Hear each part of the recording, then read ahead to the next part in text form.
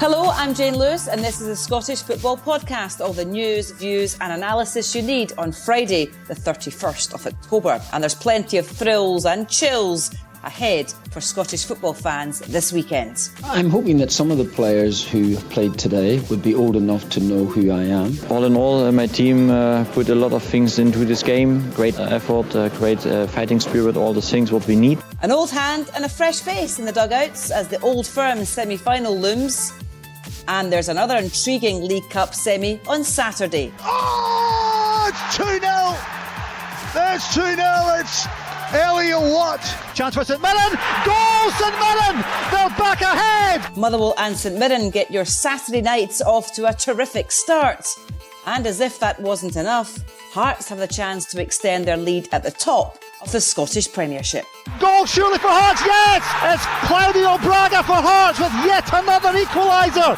What a game of football this is. He now goes along with Lawrence Shankland on to 9 for the season so far. We'll guide you through all the weekend's action. The Scottish Football Podcast. Joining us for this one, Rory Loy, former Falkirk and Dundee forward, and Joelle Murray, 48 times capped for Scotland. Guys, welcome along to the podcast. What a weekend of football we have. The League Cup gets to the exciting stage, Rory. Early predictions? Well, maybe save that for later on in the show. But yeah, really looking forward to it. Semi-final weekend's always good fun. Joelle, yourself? Yeah, absolutely. 2 exciting ties in the semi-final of the Cup. And similar to Rory, I think we'll be diving and delving into it later on. We will indeed. So listen, stay tuned. You will not miss a thing on this podcast. We'll kick off with those Cup semi-finals. We'll get to the intriguing Old Firm tie in just a minute. But first of all, to Saturday's semi-final between Motherwell and St Mirren. Rory, fair to say Motherwell, they seem to have found that their groove in the last couple of games. You know, they've been playing really well without picking up points. But the last 2 games that they've picked up the maximum points. Yes, they have. I think at the weekend there, it was probably the most complete performance of the season when you take it over 90 minutes. Lucas Stevenson misses a great chance for Dundee United in the second half. However, for large spades of the game, Motherwell dominated, thoroughly deserved their 2-0 win. And it's probably the best they played throughout the full 90 minutes. So Jens Bertolaska will be delighted with that. Followed up a kind of more scrappy win against Livingston with that. So 6 points out of 6 going into the League Cup semi-final tomorrow. So he will be very, very pleased with that. Earlier on in the season, they were playing some great stuff, couldn't quite get the wins they were looking for. I think Hampden's pitch will suit them. It's big, loads of space to pop the ball around. However, they have played St Mirren before. I was at that game covering it for Sports Sound. St Mirren couldn't get to grips with Motherwell. Stephen Robinson said after the game he got a few things incorrect, a bit wrong. He will have corrected that, so I'm fascinated to see how St Mirren set up against a very good Motherwell side. Yeah, Joelle, Motherwell receiving a lot of plaudits for the way they play and, of course, their recent form as well. Interesting hearing from the Motherwell manager yesterday. He didn't quite use the old cliche of the form book goes out the window, but he more or less said that it doesn't really matter the kind of form that these two sides are in, or certainly his side are in, because it's a one-off cup tie, so much at stake for both sides. Yeah, absolutely, and it is indeed a cliche, but form does go out the window in these cup competitions, especially at a neutral venue. Neither team will have that kind of familiarity with the stadium, etc. So yeah, I think it'll be a very exciting game. A Motherwell team who this season like to play through the thirds against the St Mirren team who are a little bit more direct. So an exciting game ahead. Rory, I was there midweek where St Mirren were pretty decent against Hearts, actually. And the one thing I think you kind of forget when you're not seeing St Mirren play live, but as soon as you see them play live and you're actually there in the flesh, the size of their players is quite extraordinary, whether it's the back line, whether it's the forward line, even a couple of guys in midfield. They are so big that they're pretty physical. How do Motherwell try and break that down? By moving the ball quickly is what I would say, because, as Joelle touches on there, St Mirren are slightly more direct, but they can play football as well. It's just they like to do it in what they would deem the right areas. They like to get the ball forward up to their two big strikers and play their football in Motherwell's half, which is a more than legitimate way of playing football, and it's been extremely successful. With the likes of Killian Phillips, Mark O'Hara in midfield, Gogic at the back, Frecklington, who was a thorn in Hearts' side all night the other night. Add De Junga and Mandaron into the mix, and you've got a little land of the giants. But if Motherwell can move the ball quickly, that's what they'll be looking to do. Get these big guys moving around and get the ball side to side quickly, but then penetrating passes, always looking forward when they can.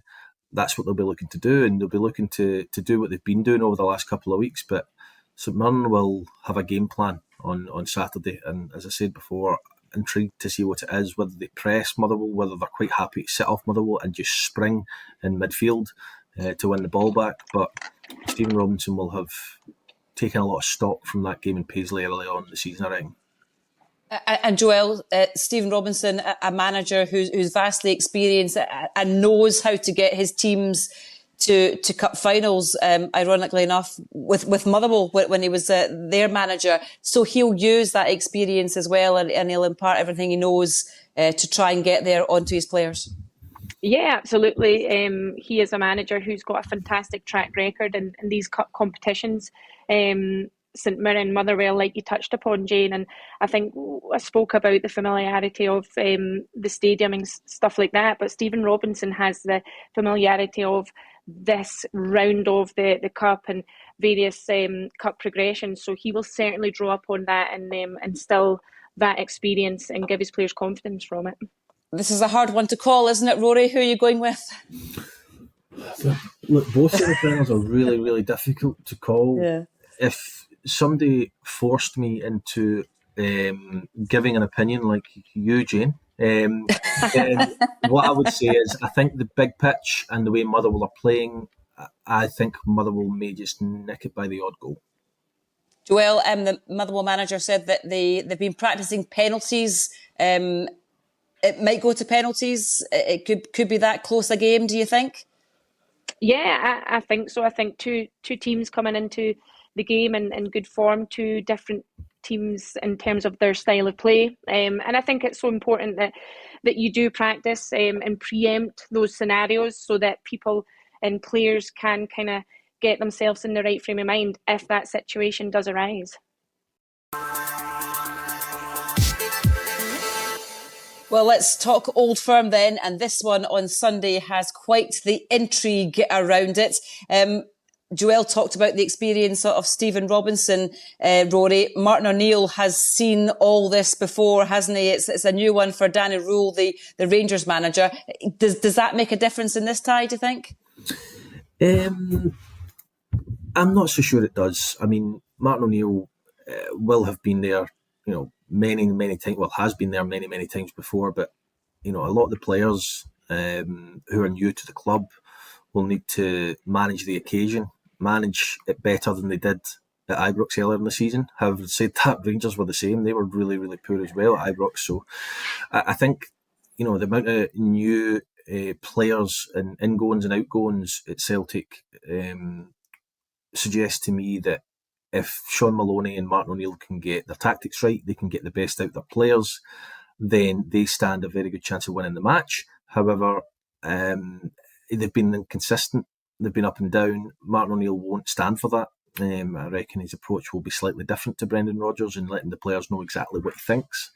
Brendan Rodgers wouldn't be shy in doing that. However, I think Martin O'Neill has the sharp end of his tongue at times when things aren't going particularly well, even in his, he's older than he was before. He's probably mellowed slightly, but he still will not put up with players not running, not tackling, not doing the basics of the game. So, look, his experience might pay off when it comes to having been here before and done it, but it's a completely different era, a completely different squad of players. I think his experience, his know-how, and just being a very, very good manager will probably carry more weight than having been at Hampden before. Yeah, Celtic certainly looked invigorated on Wednesday night, Joelle, didn't they? Do you think, as Rory touched upon there, is that all about the kind of man management of Martin O'Neill coming in and having that impact even after a couple of days with the squad? Yeah, I think there will be an element of that, Jane. Very hard to tell given the quick turnaround between Martin O'Neill and Sean Maloney coming in and that game on Wednesday night against Falkirk. But the stats don't lie. Sorry, they produced their biggest Premiership win so far, scoring 25% of their season's goal haul in one evening. And we all know that up until that point, goals were an issue. So it was an instant reaction, and certainly the Celtic fans will be turning up on Sunday hoping for more of the same. Yeah, well, on the kind of team news, obviously Kieran Tierney was missing midweek. We will probably find out later on whether he is fit for a return for this Cup semi-final. And Johnny Kenny up front grabbed a couple of goals. You would imagine he would start, Rory, would you? It's a tough one, isn't it, Jane? Because Maeda's, if he's available, you've got Tenecti on one side, James Forrest, who I've got a feeling Martin O'Neill might turn to in many occasions between now and however long Martin O'Neill's to be in interim charge.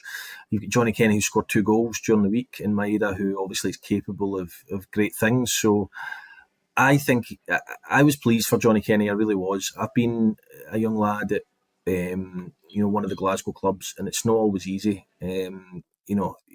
Fortunately for Johnny Kenny, there's been an injury crisis and a bit of back and forth in terms of the board and the club and all the rest of it, and it's led to an opportunity.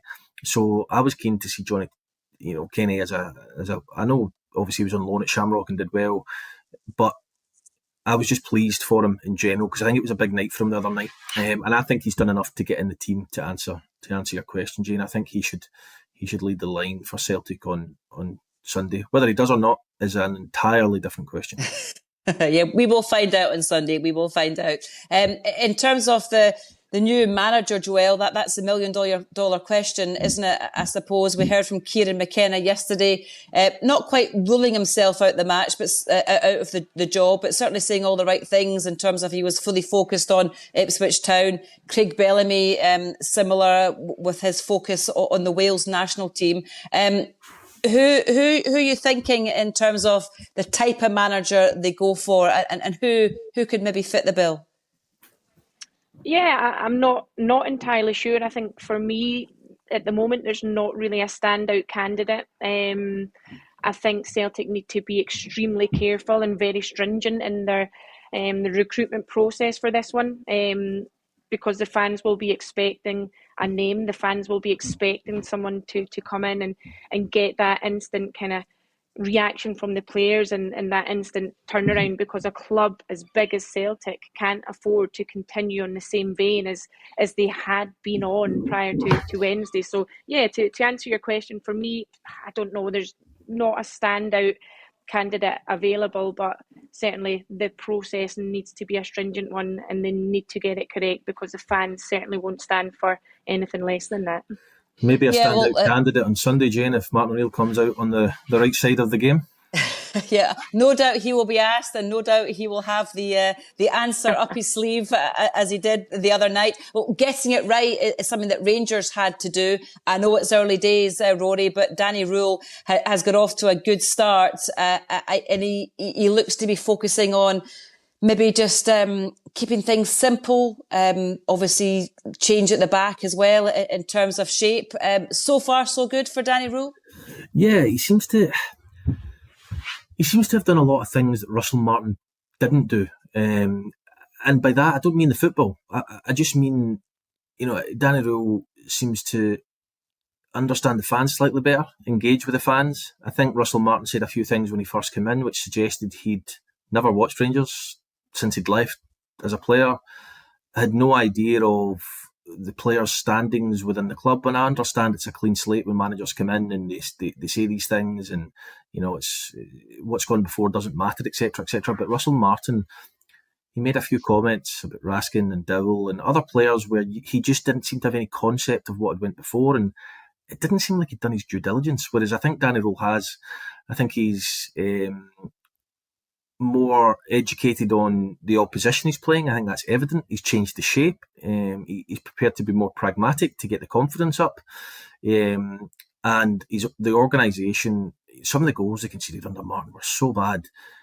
It didn't seem like it would take an awful lot to get the team playing better. That's not to say they're going to win every week or they're going to be great every week, but very simple, basic things have been implemented pretty much straight away. But I don't think any of it is rocket science.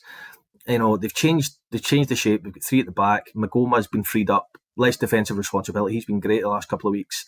And even Aaron's looked slightly better the other night playing at wing back. I just think as well, set pieces and dead ball situations for and against, they just look like they understand what's being asked of them now. So it is a good start for Danny Rule. It's early days. As we know, one defeat can turn it all round, and they've got the small matter of the semi-final derby on Sunday. And despite the fact that Danilio's dad tried to steal the limelight the other night against Hibs at Joelle, I think he probably did as well. But 2 goals in 2 games for Danilio as well. You would imagine that he'd be given the nod on Sunday. He looks like a player who's maybe found a bit of confidence under the new manager, Joelle. Yeah, absolutely. I think you can see, I think Rory hit the nail on the head there. Danny Rule's come in and is not dramatically changed anything other than give the team better structure and organisation, and that gives you the platform to go forward and play good football, good successful football. And yeah, I think managers come and go and players find managers that they really believe in, and vice versa. And you can see in Danilo, he's really thriving under the new management.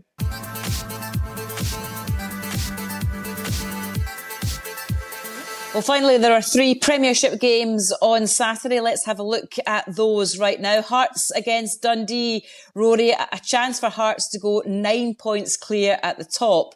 I know they dropped a point in Paisley the other night. No big disgrace, though. I don't think that can be a hard place to go. Still unbeaten in the league. They're going really, really well, aren't they?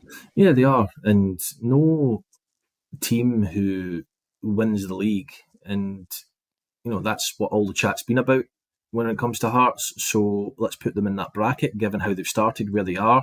No team's going to win every single game.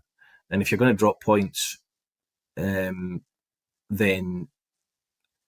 away to St Mirren is probably a good place to take a point, because I don't think it was 2 points dropped. I think St Mirren played well enough, and the goal to make it 3-1 being ruled out was nothing short of a disgrace. So they got out of Paisley with a point, and a well-earned point. Home to Dundee this weekend, and I think this will probably be the first time in 7 games that you see Derek McInnes ring a few changes, freshen it up slightly, give players a little bit of breathing space, have them on the bench and bring them on if needed. Not wholesale changes, but just 1 or 2. And I think over the piece, Hearts will have enough to win that match. Yeah, he has. He's stuck with it. The same starting lineup. I think was that the seventh game in a row the other night. And you can see why. But as Rory says, Joelle, maybe it is time to give a 1 or 2 players a rest. But in terms of the players that have come in and the players that are already there and the relationship and bond that they've already started to form, it's really intriguing, isn't it? And that Shankland-Braga pairing up front, 6 goals each in the league, that they're brilliant to watch at times, aren't they? Yeah, they are. As much as it pains me to say it, but I think you need to appreciate good football, and Hearts have certainly been playing that. Braga, Shankland, I think 6 in the league, 9 in all competitions. A formidable partnership up front, and you're right. They've had a lot of player kind of transition.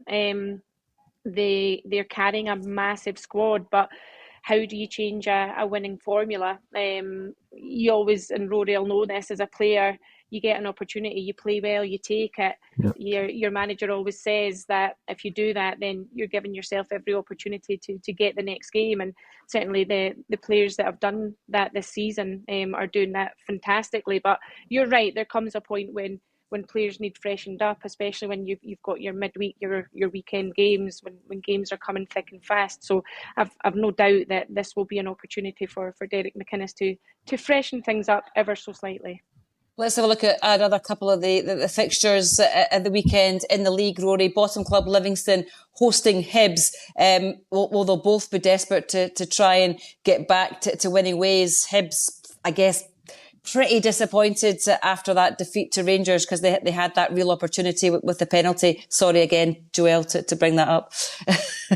Rory, your thoughts? Yeah, I mean, I think Hibs will be disappointed with how the other night went. I know they missed the penalty and could have taken a point out the game, but I think that's 2 matches against Rangers now that they've really struggled to get into their groove in terms of their attacking play, and they looked fine defensively. I know Danilo scores, and there'll be a look into how he managed to score from there and why no one pressed the ball quicker and things. But just in terms of their attacking play, I think Rangers looked relatively comfortable most of the night.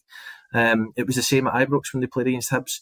Hibs have done well against the likes of Livingston before in the Cup, going away down there, as well as playing against other teams who are in a similar position to Livingston, the league kind of bottom 6. But I think it'd be really disappointed, Davey Gray, with how the other night went, because I think that was an opportunity for them to go and make a real fist of it, and they kind of failed to do that, I thought. So it's a tough game going to Livingston. I know that's what everyone always says, but it is true. I've played there many a time as a player, in the top league and the championship as well, and it's always a battle. It's always a little bit more difficult, but with that pitch down now, much better pitch, much more conducive to better fast flowing football, Davy Gray, I'll be hoping that can help them. But I think it's a tough one to call, that one, because Livingston, you would imagine, will start to pick up points at some point. And just finally, Kilmarnock travelling to Falkirk. Well, again, both sides, Joelle, really looking to try and pick up more points along the way. Yeah, absolutely. 7th and 8th respectively in the league, I think. And I think Falkirk midweek competed, were in the game for about 30 minutes, and John McGlynn, to his own admission, said thereafter they weren't at the races at Parkhead. And then, of course, Kilmarnock lost 1-0 at home to Aberdeen, their 3rd defeat in a row. So two teams who will be really hoping to pick up points and put in a performance for their fans. Thanks, guys. Well, that's all we've got time for. Thanks to Rory and to Joelle, and thank you very much for listening. Remember, we're here with new episodes of the Scottish Football Podcast bright and early every day. So to make sure you don't miss out, subscribe on BBC Sounds and have push notifications turned on in your phone. BBC Scotland will have all your football covered over the weekend. Enjoy it wherever you are. Bye-bye for now. For everything you need to know about your team this season, download the BBC Sport app. All the latest news, goal updates, stats and scores, and insight and analysis. Just select your club to get the biggest stories and best content at your fingertips. What a result. Download the BBC Sport app for everything you need to know about your team this season.